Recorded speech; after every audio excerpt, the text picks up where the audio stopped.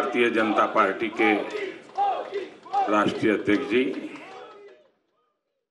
मंच पर विराजमान पार्टी के सभी वरिष्ठ नेतागण और मीडिया के सब साथियों, सबसे पहले तो हमारे पूर्व के वक्ताओं ने जो बातें रखी है उस सब के नीचे मैं अपना सिग्नेचर कर देता हूं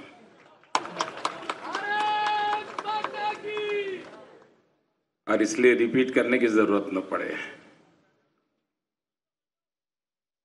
मैं आज इस इतने बड़े मीडिया का समूह है तो आपका भी और देशवासियों का गत 5 वर्ष में जो सहयोग मिला, समर्थन मिला,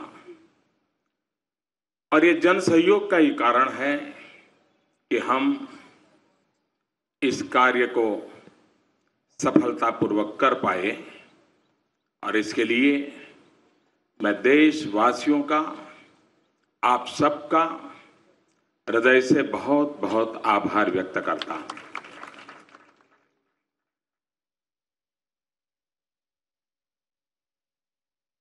सामान्य रीते ये स्वाभाविक है कि चुनाव के पहले हर राजनीतिक दल अपनी बात लेकर के आती है, लेकिन राजनाथ जी के नेतृत्व में हमारे अध्यक्ष जी ने जो कमेटी बनाई थी उसने पिछले 2-3 महीने लगातार मेहनत की और एक प्रकार से जन के मन की बात, उनकी आशा, अपेक्षा, आकांक्षाओं को सुनना, समझना और एक डॉक्यूमेंट में भले सब कुछ ना आ जाए लेकिन उनकी मूलभूत बातों को पकड़ करके आगे चलने का ये जो मेहनत की है इस टीम ने, मैं इस टीम को हृदय से बहुत बहुत बधाई देता हूं। शायद हिंदुस्तान में पहली बार इतनी बड़ी मात्रा में सरकार किन बातों को लेकर के आगे काम करे, जनता को इतनी बड़ी मात्रा में विचार विमर्श हुआ है, ये हिंदुस्तान के इतिहास में पहली बार हुआ है। और ये लोकतंत्र का ट्रू स्पिरिट है और उसको हमने आगे बढ़ाने का प्रयास किया है। आपने देखा होगा कि मैनिफेस्टो में 3 प्रमुख बातों का उल्लेख किया गया है।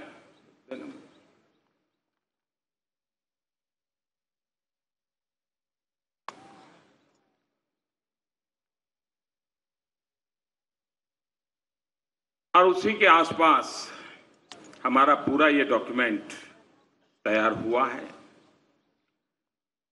राष्ट्रवाद ये हमारी प्रेरणा है,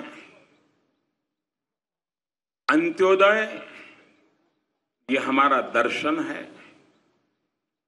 और सुशासन ये हमारा मंत्र है।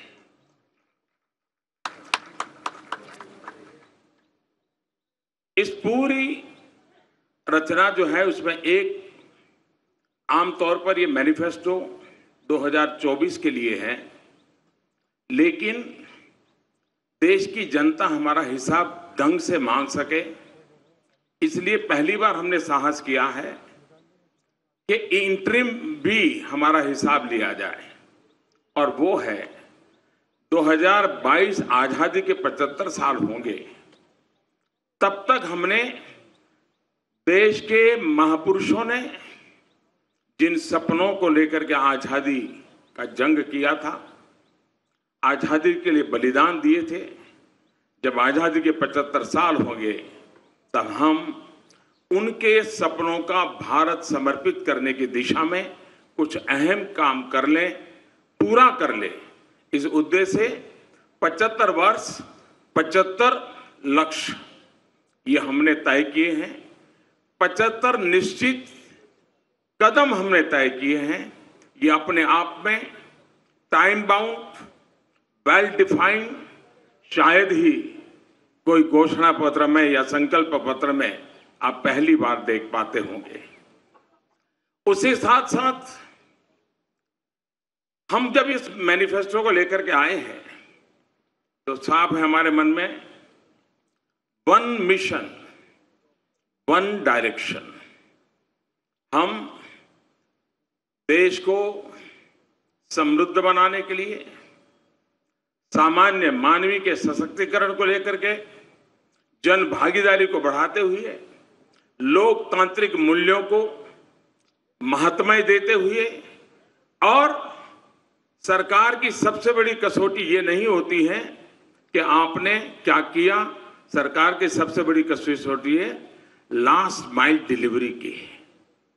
और इसलिए वन मिशन वन डायरेक्शन लेकर के हम आगे बढ़ना का हमारा निर्धारित मंत्र है। उसी प्रकार से हमारे समाज में विविधताएं हैं, भाषा की विविधता है, जीवन स्तर की भी विविधता है, शिक्षा में भी विविधता है, जीवन शैली में भी विशेषता है। और इसलिए एक ही डंडे से सबको हाँका नहीं जा सकता, और इसलिए विकास को हमने मल्टी लेयर बनाने की दिशा में, इसमें हमने समाहित करने की पूरी कोशिश की है। गांव हो, शहर हो, अगड़ा हो, पिछड़ा हो, दलित हो, पीड़ित हो, शोषित हो, वंचित हो, आदिवासी हो, पुरुष हो, महिला हो, नौजवान हो, सीनियर सिटीजन हो, हर एक को एक प्रकार से मल्टी लेयर हमने इसकी सबको एड्रेस करने की कोशिश की है। दूसरा हमने प्रयास किया है मल्टी डायमेंशनल, जैसी जहां आवश्यकता उस प्रकार से हम आगे बढ़ना चाहते हैं। एक ही खांचे में, एक ही सांचे में, एक ही ढांचे में चीजों को समाहित करके हम परिणाम नहीं ला सकते। राजनीति चल सकती है, लेकिन देश नीति चलाने के लिए, देश को आगे बढ़ाने के लिए हमने मल्टी डायमेंशनल लेवल पे काम करना होता है। उसको हमने इसमें लेने का पूरा प्रयास किया है। अब जैसे उदाहरण के लिए, आने वाले दिनों में भारत के सामने जो कुछ कठिनाइयां नजर आ रही है, जैसे पानी, खास करके मैं आज जब तमिलनाडु की गहराई में जाता हूं तो ध्यान में आता है कि आने वाले दिन कितने संकट वाले जा सकते हैं। राजस्थान, गुजरात जैसे प्रदेश सदियों से पानी के अभाव में जिए हैं, उन्होंने अपने रास्ते खोजे हैं, लेकिन आज भी देश के कई प्रदेश हैं, उनके लिए भारत सरकार ने गंभीरता से सोच करके समस्याओं का समाधान करना होगा और एक लंबी योजना से करना होगा। और इसलिए हमने सोचा है कि देश में पहली बार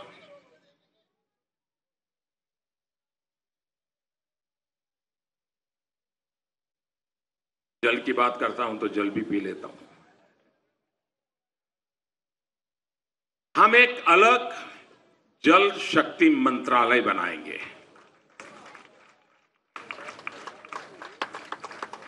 हमने इस बजट में मछुआरों के लिए, और कोस्टल एरिया में ही मछुआरे भाई बहन ऐसा नहीं है, हमारे देश की नदी तट की संस्कृति में मछुआरे एक बहुत बड़ी इकोनॉमिकल एक्टिविटी का माध्यम रहे हैं। और इसलिए हमने इस बजट में मछुआरों के लिए एक अलग मंत्रालय की बात बजट में कही थी। हम आने वाले दिनों में जल शक्ति एक अलग मंत्रालय बनाएंगे। नदियों का ऑप्टिमम यूटिलाइजेशन पानी का कैसे हो, कोई हैंडपंप लगाए और चुनाव जीत जाते थे, वो एक जमाना था। लेकिन अब माताओं बहनों को पानी की दिक्कत से मुक्त करके नल से जल कैसे पहुंचाए, इस पर हम काम करना चाहते हैं। हम पानी के संबंध में एक स्पेशल टास्क फोर्स, एक मिशन मोड में रचना करके उसका हम एक बहुत बड़ा बल देकर के काम करना चाहते हैं। और खास करके मैं तो तमिलनाडु के लोगों से मिला था, ये विचार हमारे मन में कई छोटे छोटे इलाकों से, दूर सुदूर लोगों ने हमें जो मन की बात भेजी इसमें आया है, और उसको लेकर के हमने इसका महात्म्य समझा है और उसको हम आगे ले जाना चाहते हैं। हम लोगों ने 2014 से 2019 हमारे सारे कामों को देखेंगे। ये बात सही है कि कोई भी सरकार होती है और लोगों को बुरा लगता है, क्योंकि उससे कुछ लोगों के जो मूल एजेंडा है उसको तकलीफ होती है। लेकिन ये सही है कि गई बती हुई सरकार और हमारी सरकार का मूल्यांकन तथ्यों के आधार पर होना चाहिए। और 2014 से 19 अगर एक शब्द में कहना है तो हमारे सभी कार्यों की रचना के मूल में सामान्य मानवीय की जो आवश्यकता है उसको एड्रेस करें। हमारे सारे कामों को उसको हमने बल दिया। लेकिन देश जिस उमंग और उत्साह के साथ, सपनों के साथ चल पड़ा है, जो काम 50, 55, 60 के कालखंड में होना चाहिए था, वो मुझे 2014 से 19 के बीच में करना पड़ा है। लेकिन उसके अनुभव के आधार पर, उस सफलता के आधार पर इस बार हमने पहले आवश्यकताओं को ध्यान में रख करके शासन चलाया। अब सामान्य मानवीय की आकांक्षाओं को लेकर के हम क्या कर सकते हैं उसको घोषणा पत्र में लेके आए। आवश्यकताओं की पूर्ति अपने आप नई नई आकांक्षाएं जगाती है। आपने देखा होगा, हमने एक हिंदुस्तान का पूरा मैपिंग किया सब डिस्ट्रिक्ट का, और देश में करीब 150 डिस्ट्रिक्ट ऐसे निकाले कि जहां मिनिमम कुछ चीजों पर और बल देने की आवश्यकता है। हमने एस्पिरेशनल डिस्ट्रिक्ट एक स्ट्रेटेजी वर्कआउट की, हमने उसको काम किया। हमने तय किया कि पश्चिम भारत और पूर्वी भारत दोनों बराबरी कैसे करें, पूर्वी भारत को बल कैसे दे, और उसमें हम काफी कुछ आवश्यकताओं को एड्रेस कर पाए हैं। अब आकांक्षाओं को एड्रेस करने की दिशा में हम आगे बढ़ना चाहते हैं। तो एक समग्रता भारत के विकास को लेकर के हम आगे बढ़ने के लिए चल जाए। एक और हमने विषय लिया है, आजादी का आंदोलन। देश में सैकड़ों साल की गुलामी के दरमियान कोई वर्ष ऐसा नहीं रहा है हिंदुस्तान का कोई न कोई कोना आजादी के लिए लड़ाई लड़ता रहा है। सैकड़ों सालों तक हर वर्ष कहीं न कहीं बलिदानियों की परंपरा रही है। लेकिन आजादी को जब महात्मा गांधी ने जन आंदोलन बना दिया तो उसने बहुत बड़ी ताकत पाई। जैसे आजादी पाने में जन आंदोलन एक बहुत बड़ा सशक्त माध्यम बना। कोई रेंटियां काटता है तो आजादी के लिए, कोई प्रौढ़ शिक्षा करता है तो आजादी के लिए, कोई सफाई करता है तो आजादी के लिए, कोई शिक्षक का नाम काम करता है आजादी के लिए, कोई खादी के कपड़े पहनता है। गांधी जी ने उसको बहुत बड़ा एक व्यापक रूप दे दिया था। भारत को भी विकास के लिए विकास को जन आंदोलन बनाना। और एक सफल प्रयोग आप देख सकते हैं, स्वच्छता। हमारे देश में पहले हम गंदगी की चर्चा करते थे, गंदगी के विषय में हर बार खबरें भी आती थी, बातें भी आते थे, सब होता था। लेकिन पिछले 5 साल में स्वच्छता की चर्चा हो रही है। इसका मतलब ये नहीं कि गंदगी खत्म हो गई थी, लेकिन स्वच्छता की चर्चा करते करते हमने गंदगी को एड्रेस किया। यानी पॉजिटिव थिंकिंग को बढ़ाते बढ़ाते नेगेटिविटी को खत्म किया। और इसमें मुझे देश के सभी मीडिया हाउस की मदद मिली। मैं आज उनका आभार व्यक्त करना चाहता हूं। देश की युवा पीढ़ी की मदद मिली और वो जन आंदोलन बन गया। स्वच्छता के लिए कोई सरकार अपने खाते में सफलता का दावा नहीं कर सकती। जन आंदोलन बना। जब जन आंदोलन बनता है तो कितनी बड़ी सफलता मिलती है। और इसलिए हम विकास को जन आंदोलन बनाने की दिशा में केंद्रस्थ विचार लेकर के चलना चाहते हैं। यह भी सही है कि आखिरकार गरीबी से लड़ना है तो 50 साल के सारे प्रयोगों ने बताया है कि दिल्ली के एयर कंडीशन में बैठे हुए लोग गरीबी को परास्त नहीं कर सकते। हम लोग भी एयर कंडीशन कमरों में बैठते हैं, इसलिए मैं कोई किसी और के लिए नहीं कह रहा हूं। गरीब ही गरीबी को परास्त कर सकता है, यह हमारा मंत्र है। और इसलिए एम्पावरमेंट ऑफ पुअर, अब जब हम गरीब को घर देते हैं तो उसकी आवश्यकता पूरी होती है, नए एस्पिरेशंस जगते हैं और वो उसके लिए सोचता है अब घर मिला है तो कर्टेन के लिए थोड़े पैसे बचाओ, वो सोचता है मेहमान आएंगे तो 2 चेयर के लिए पैसे बचाओ। उसका दिमाग बदलना शुरू हो जाता है। चीजें मैं छोटी बता रहा हूं, लेकिन मैं धरती का इंसान हूं, इसलिए बदलाव को बड़ी बारीकी से देख पाता हूं। और इसलिए empowerment of citizen and particularly empowerment of poor, इसके लिए हमने बल दिया है। दूसरा, हमारे देश में एक सोच बनाई दी गई कि भाई जनता को कुछ भी दो कम पड़ता है, जनता को कुछ भी दो कम पड़ता है। ये मैं समझता हूं कि देशवासियों का अपमान है। हमारा देश ऐसा नहीं है। एक बार लाल किले से मैंने कहा था कि जो संभव हो अपनी गैस सब्सिडी क्यों नहीं छोड़ते हैं, और मेरा देश गर्व के साथ कह सकता है 1.25 करोड़ से ज्यादा परिवारों ने गैस सब्सिडी छोड़।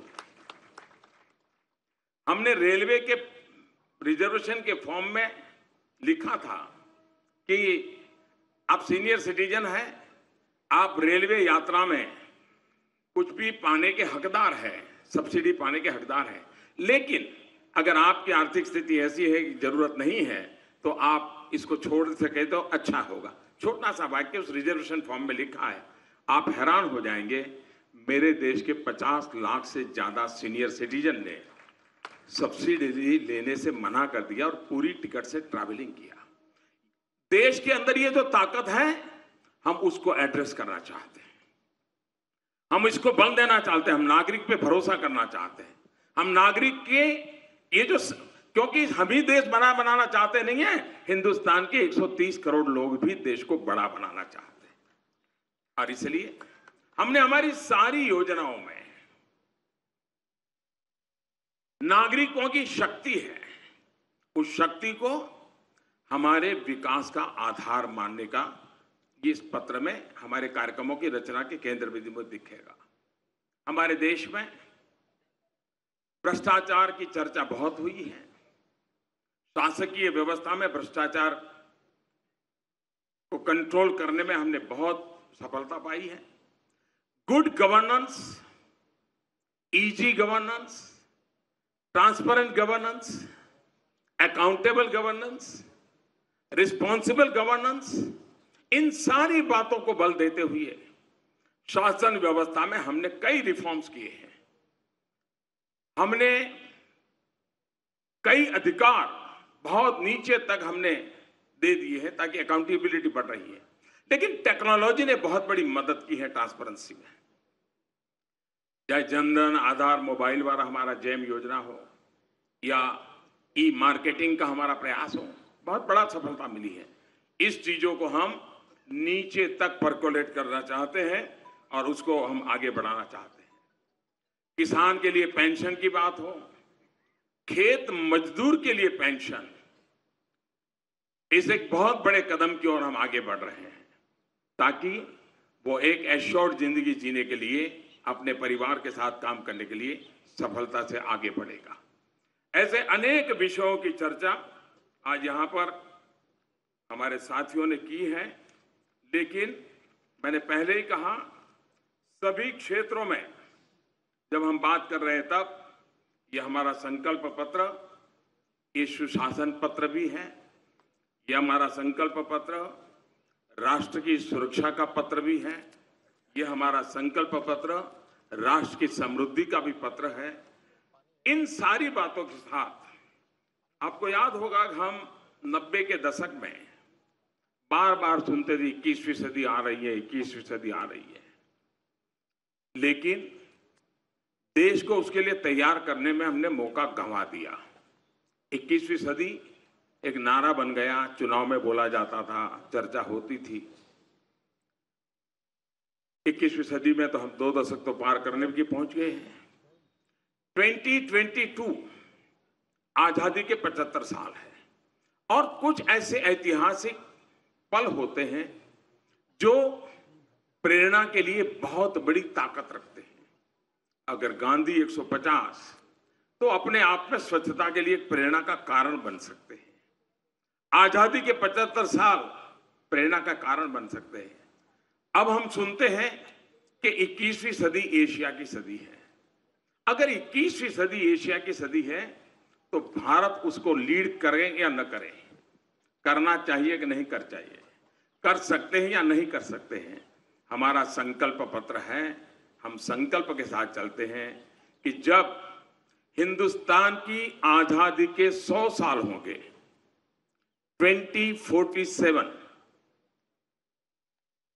आजादी के 100 साल हो, तब देश डेवलपिंग कंट्री से डेवलप कंट्री की ऊंचाई को कैसे पार करें। और ऐसी बहुत सी बातें हैं, बहुत सी बातें कह सकते हैं हम, लेकिन मैं 2047 की ओर नहीं ले जा रहा हूं आपको, लेकिन 2047 का जो मजबूत फाउंडेशन है 2019 से 24 में रखना होगा। 2019 के 24 के मजबूत फाउंडेशन के आधार पर ही 2047 आजादी के 100 साल देश और वो हिंदुस्तान के हर नागरिक का सपना बने, एक मास मूवमेंट बने।